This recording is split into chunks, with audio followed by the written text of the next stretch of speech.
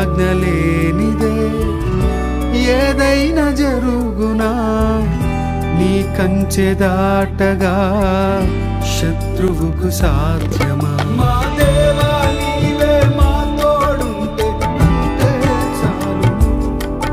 అపవాది తలచిన కీడులన్నీ మేలైపోను.